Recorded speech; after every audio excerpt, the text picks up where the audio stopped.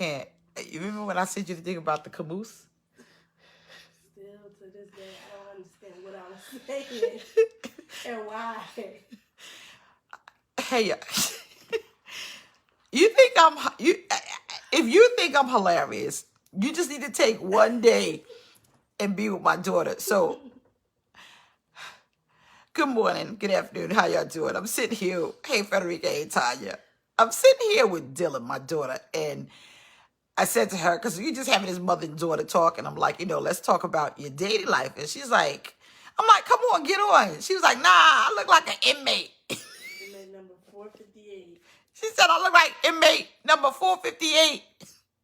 I am not getting on Facebook with you. So I'm like, okay, well, since it's a very good dialogue that we're going to have, let's just have it. So she was like, I have it. I'm going to just sit over here and eat this chicken. So that's what she's going to do. Stacy Brown, how you doing? God bless you. How you doing? To everyone, Stacy Scott, Stacy Martin. There's a lot of Stacys going up the timeline. Coco Brown, I like that. Tisha Lady T, God bless you. How you doing? God bless you, everyone. So we get ready to talk. Great Rising. So we had an amazing time in service. Did you just say Grand Rising? Yeah, I said Grand Rising. Why? What's wrong with it? Nothing. Can you clean my glasses for me really quick? Sure. With your, You got go ahead with your Chloe braids. You got chicken grease on them. I don't have, that's you, because I don't eat meat and you know that. So we get ready to have a dialogue, because one thing about I miss having mother-daughter conversations with my mom, God rest her. In fact, this is the week that she passed. And so I'm sitting here and I am having a dialogue with my daughter, who is single. And she's 23, and she and I, we have this camaraderie where we have to talk about her dating life. And so even though you're married, and even though you're a man, woman, boy, girl, whoever's on here, if you know someone that wants to hear this conversation, see, there she is in the back. Come on with your Cleo braids. Come on. So if we are going to have this dialogue, and there she is, we're going to have it. So let's do it. And so what I told Dylan to do, hey, Corinne, what I told Dylan to do is, when she starts to date, discuss it with me.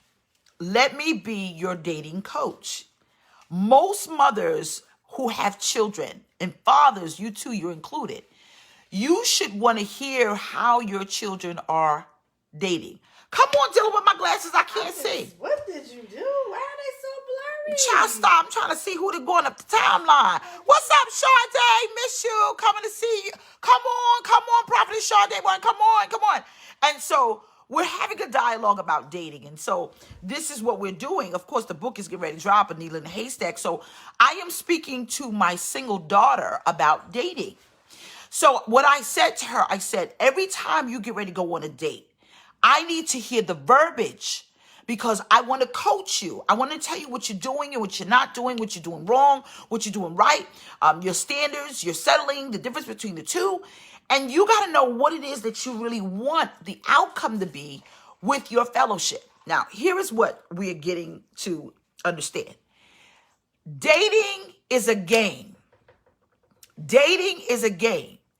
You have to know how to play it. Now, my husband, who is amazing, he is traveling. He is on his way to handle business. Ooh, I'm so excited. And so he's allowed me to kind of go through this teaching with all of our girls, not just with Dylan, with Quisha, with Chanel. We are going through this dialogue of dating, and it's imperative that you have it with your children. Your children need guidance. No matter what it is, your children need to be guided in the dating world. Now, how am I going to say this? And I'm single. This is what you're saying. We both are in the same boat. I am married. My daughter eventually will get to this level. But sometimes everyone has to have a dialogue in dating. You have to understand this. Michelle, what's up? You ready? You dressed? You ready? Because I'm on my way to your house. You have to understand that you've got to look at dating not just as a game. You have to look at dating as fellowship. Hosea said, I need to make a trip. Hosea, you're looking amazing, in fact. Dating is a ship. You decide how you steer the boat and who cruises along the Nile of life with you. You've got to say to yourself, what am I doing? What am I looking for?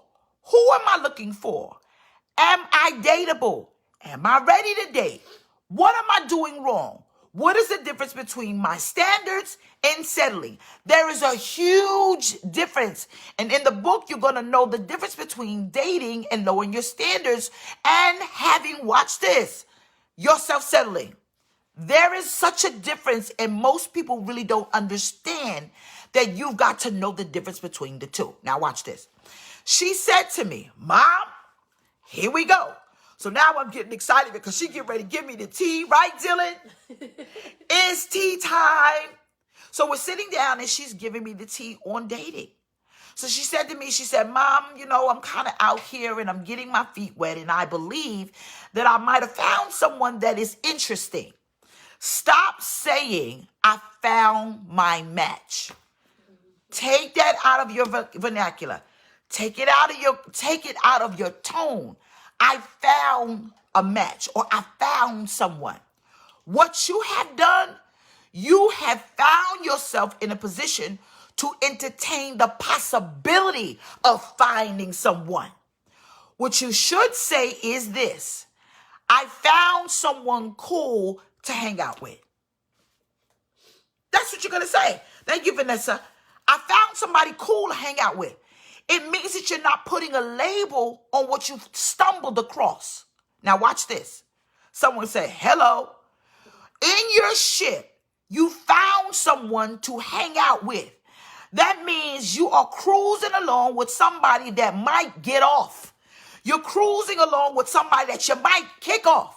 But you are not arriving to your final destination with someone that you have not gotten manifested evidence that this, in fact, is the right person to help you steer yourself to destiny. Am I making myself clear? Don't be saying no. Because that was good. No, that's what I'm trying to tell you. You're not looking for someone right now. You're doing like the pages in the chapter in the book says. I love the boat analogy. You like the boat analogy. So what is it about the boat analogy that you were not doing before I tried to shove this analogy down your throat? Because you put everybody on the boat and say, come on, we sailing together. It was not enough oars on the boat. I'm going to just go with that. Yeah, there wasn't enough oars on the boat. What is an oar?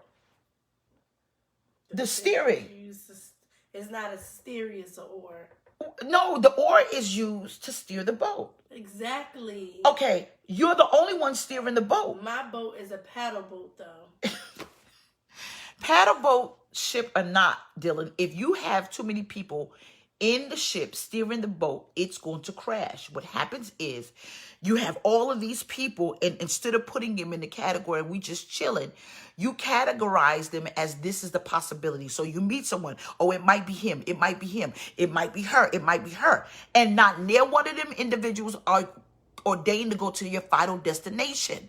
So you can't give people power to steer your boat that they didn't even have the equipment to do the right thing. And I think what happens is people put a big expectation on the passengers inside of the boat. You're fellowshipping. There is no expectation. We eating the wings and we shutting up. Someone said, I'm changing my vocabulary immediately. When you meet somebody, stop putting labels on them. Stop putting an expectation. Someone said, I can't with Dylan. Ain't she a mess? You can't put an expectation on someone because you have allowed them to be inside of your boat. You fellowshipping. Fellowshipping means that I am here and I am sitting here eating these wings and I'm going home. I might call you and I might not. You daggone sure ain't gonna put nobody in the boat and take your clothes off to save their life because they got in your boat with the expectation that y'all gonna sleep with each other at the end of the day. Most people are making the wrong decision by putting people in their boat, taking off your clothes. Remember, date with your clothes on. Stop putting, this what you do. What did You put expectations. Why you gotta put me on? Because you here. Your name ain't Dylan, it's Cleo. You got them Cleo set it off braids in your hair. All you doing, Dylan, is you're enjoying the camaraderie of fellowship. Yes. Right. I don't care how much they throw at you. I don't care how much they say they can do for you. You are here for a short period of time until I decide, until we decide. And when we decide what ship you're going to be on, I'm just going to keep on swimming along, right? Just keep swimming. Right. Just have that Dory experience. You just keep on swimming, keep on swimming. The first thing about dating, you going to eat them wings and you going to shut up. You're not going to sit at the table and you're not going to drum up a conversation about what you want in a man or what you want in a woman so that they can become all that they can be in your army. And you wind up getting yourself disappointed because they climbed into the relationship boat where they're supposed to be in the fellowship boat. I am still learning you. I know nothing about you. I don't care how many times they tell you, you my wife, you my husband. I don't care how many times. If God did not confirm it, it's not settled. So therefore, you need to enjoy your wine, enjoy whatever it is that y'all eating, crabs, whatever it is that you're doing. Go to that. I even say this. I think that when you are dating, I don't think you should go to an intimate setting because we haven't arrived there yet. I think that when you are in the fellowship boat, do fellowship things. Like, for instance, Yeah, Dave and that's an Buster's. example. Dave and Buster's. Yeah. What about like bowling? Bowling. David. Golf, Top golf. like stuff like that. And okay, now let me pick your brain. Why am I telling you to do this? Why am I saying Top Golf? Why am I saying bowling? Why am I saying Dave and Buster's? Why am I saying a race car? Why am I saying those things when you are fellowshipping? It breaks the ice. It doesn't just break the ice. It lets people keep their guard down because you would take your friend there. You would take you'll take your friend to Top Golf. Let's go shoot some pool. You do that with friends, right? Yeah, if you want to go to a bar. But the thing about a bar is drink to have fun, but don't drink to be inebriated because it clouds your judgment. You don't want to be taken advantage of. So you put them in a friendship setting because they're fellowshipping. You don't take your first date and go into something intimate where they can become everything because the ambiance is right. You don't take somebody to Ruth Chris and then you on the side of the meal where he said, nah, you got to take your clothes off. I done bought steak, lobster tails. And when you go to those type of settings, there's an expectation because the setting has set the mood, the atmosphere. So keep them in a fellowship mode. And what kills me about people, you go and you meet a person and you put them in an ambiance, in a setting that they did not qualify for, and neither did you, because you go in with an expectation that they're going to pay for the meal. You go in with the someone said, you better preach this thing. So what you got to do is you got to put them in a setting conducive for where you're going. Absolutely nowhere right now. You're going to eat these wings and you're going to shut up. What we going to do, Treese and Trey, if y'all don't get off of this live and celebrate, go to the beach and stop this buffoonery. Why would you take somebody you first met to an intimate dinner in an intimate setting? You're sticking them in a relationship setting. I don't know you like that. We may not even enjoy each other's time enough for me to even say I want to come back. So somebody wasted some money. Y'all not going to like what I'm going to say, but I'm going to say it anyway. I'm going to need y'all to put y'all's credit cards and debit cards up in your money. When you first meet somebody and you fellowshipping, so we can be clear here, we're going Dutch. I might not like you. You may not like me. I don't need you to pay for my meal because I have not established if there be a second date. So what you do, I got mine, you got yours. Watch this. So there will be no expectations at the table. Someone said, I see where I messed up so many times. Well, I'm so glad you're following your girl. I was a different type of person that dated. I was very transparent. I've always been a very transparent person. You know how Steve Harvey says, what's the book? Act like a lady, think like a man. There's so much truth in that because my girlfriends used to have a conversation. They used to call me a pretty dude. I'm an old woman. My scar can prove it, and so can my husband, and I'm talking to my children, so don't try to throw shade. Now watch this. When I first met guys, I would tell them there was no expectation. You got to understand, please don't expect to be my man because we ain't riding that kind of train. I am seeing other people, so don't have an expectation that you're it. And if you want to rock with me, then watch this. Then I put the rules to the game up front, so there will be no surprises here. So you can't just roll by my house. This is way back in the day, way back in the day. You can't roll up in my house. If I don't answer my phone, you can't get upset. Now, let me help y'all. I wish I could take time, and what's going to happen with the book, I'm going to have intimate dating moments because a lot of people are dating wrong. You have to understand that a lot of times in dating, you go in with an expectation that it's not just going to be a relationship. You like me.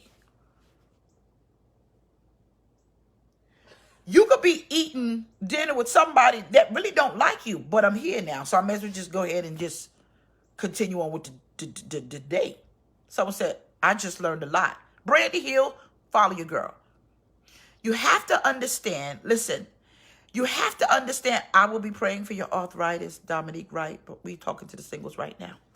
You have to understand that when you go in with the fellowshipping, you take fellowshipping with every level of enjoyment imaginable except for sex, except for intimate conversation, except for marriage.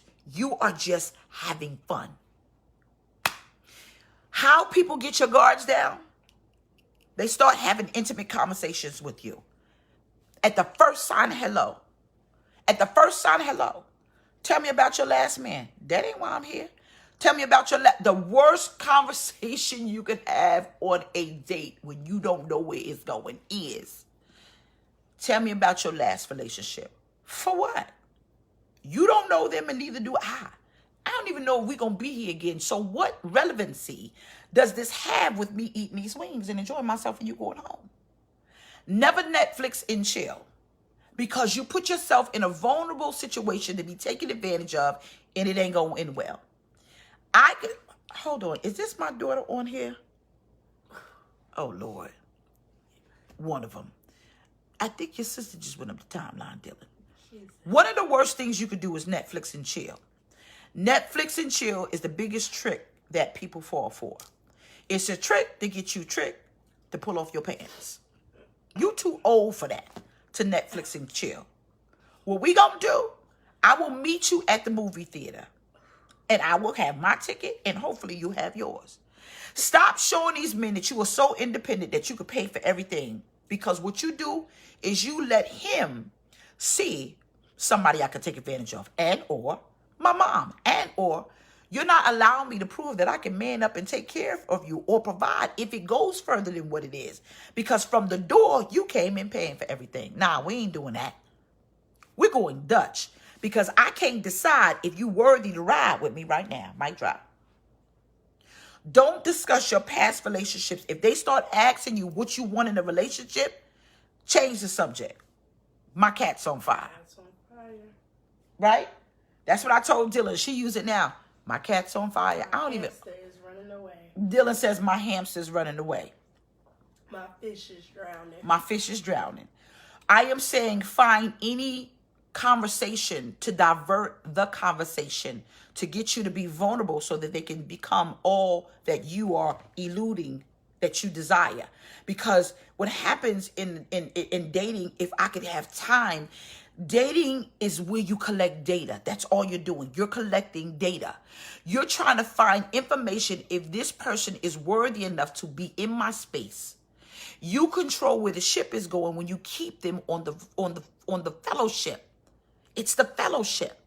It means that I might not call you after this.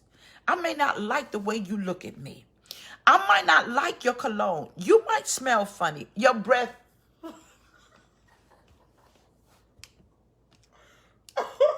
Remember that? Remember that, Dylan? Remember that?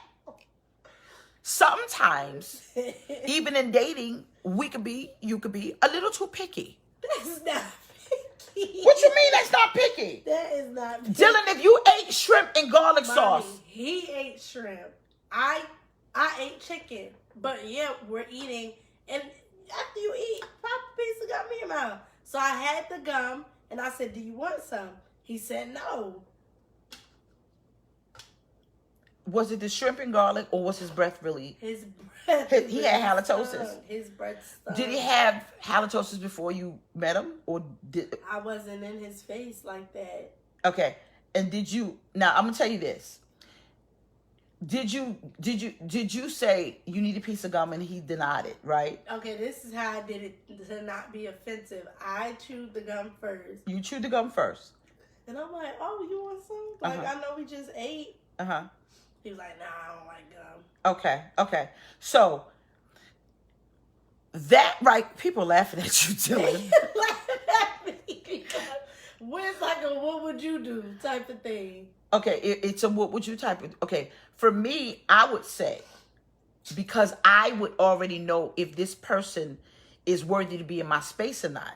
So let me ask you a question. On the date, did you deem him worthy of a second date? No. So I'd said, take this gum, your breath is kicking. Because truth be told, well, I didn't want to you no, it's not that you're being mean. If this person, listen, if you're fellowshipping and if his breath is stinking, but you've already come to the conclusion that this individual is not worthy to be on my boat, then give him the truth. Be like, yo, bro, because I'm telling you, that's the way you talk to your friends. I mean, but I said it like, remember, you're fellowshipping. Yo, bro, you need a piece of gum. You don't plan to see him again. There's no other phone call. I was like, you just ate garlic and stuff. But I was trying to be nice. And I gave it to him. Okay. I just noticed, like, I didn't really smell too much cologne. So that right there was, like, a little bit of a red flag to me. Okay, so you didn't smell cologne. I didn't really smell too much cologne. His breath was stinking. Yeah. Okay. And then her other issue. What was the other issue, Dylan? It was just a lot. He worked at a fast food restaurant. Okay. So I'm using Couve. So yeah. On the fellowship is where you discover all this stuff. But what happens in dating, people put people on a relationship setting and then watch this, they become disappointed because the expectation is not what they were. That's why you keep people fellowshipping. So you can say, yo, bruh, you need some gum. Because you ain't going to be here again. You say to somebody else that's going to date him the aggravation because he going to check his mouth before he go on the date. Right? It's like, why me? You don't have to see the brother again. No, but it's just like... See how important... Okay, they're laughing at you. Do you see how important the 1,500 people, why it's so important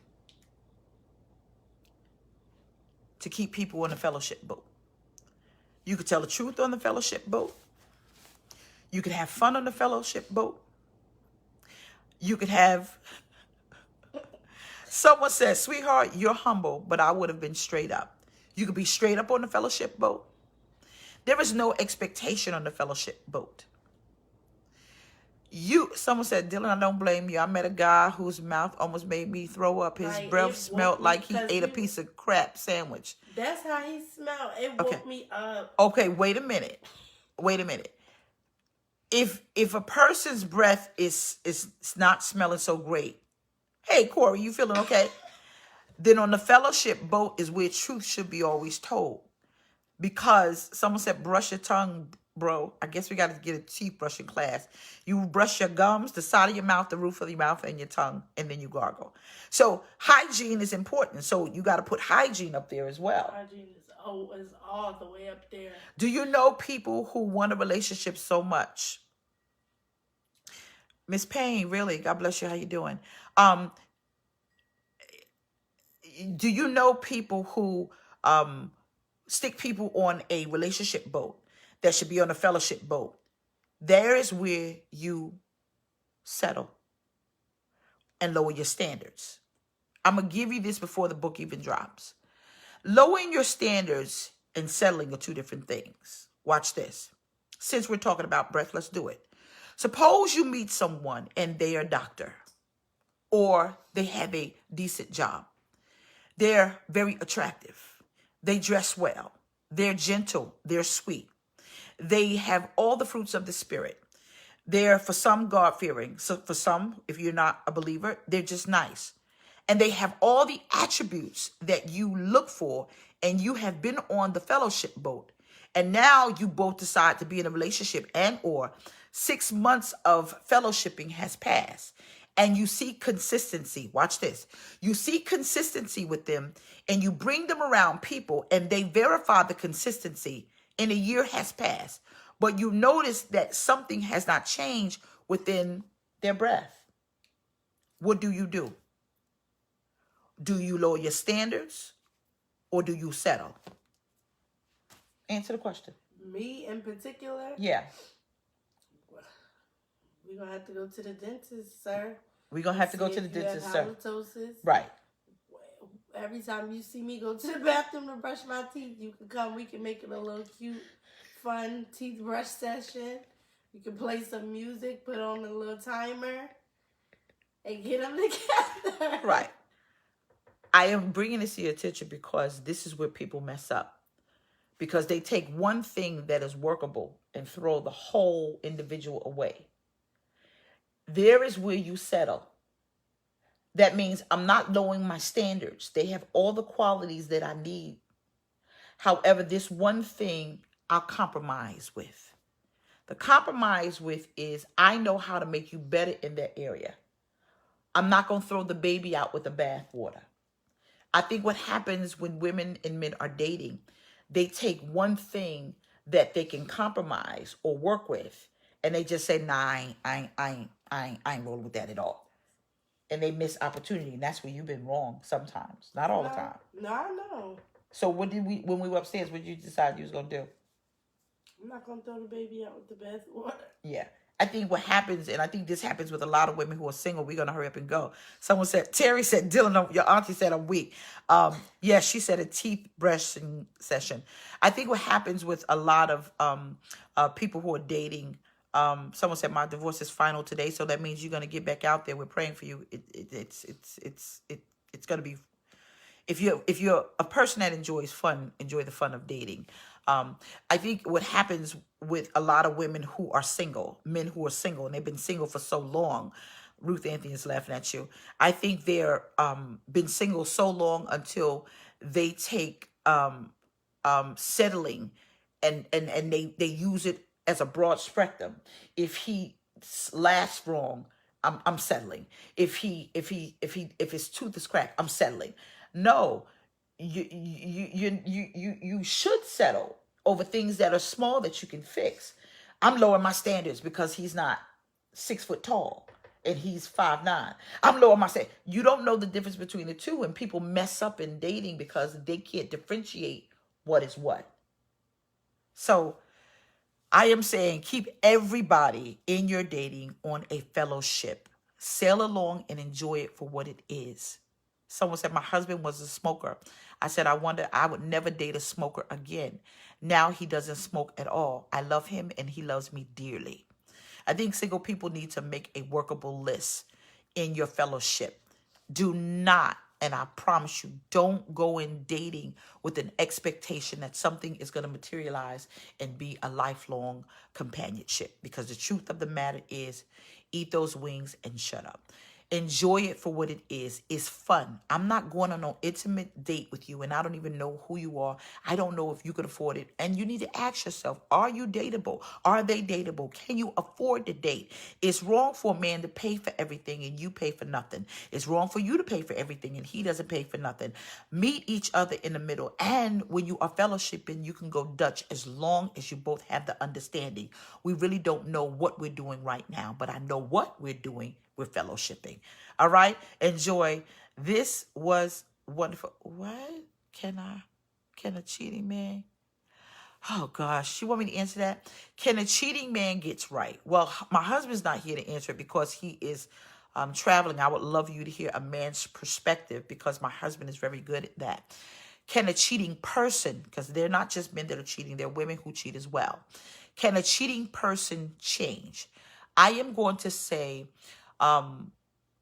no. I am going to say this, though. I think if a person has cheated, first you have to find out the why. Is it something that just happened? The book is called A Needle in a Haystack, Finding Love Amongst the Rubble. If a person just happened to find themselves in a situation where both of you were fighting, and I'm not blaming anybody, but somebody caused so much pain until they found comfort in someone else. You got to find the root cause of what caused them to be unfaithful. But if you have a person that is a habitual cheater, that means you're consistently finding them in infidelity over and over and over and over again.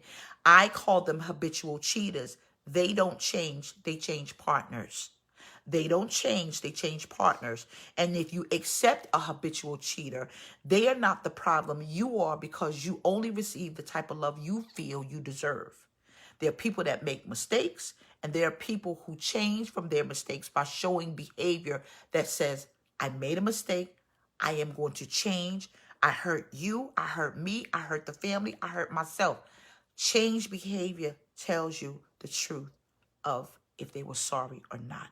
But a habitual cheater, they will never change. It's a deep sickness that I believe has a level of mentalness to it, because they don't understand that they cause pain because they don't have self-control.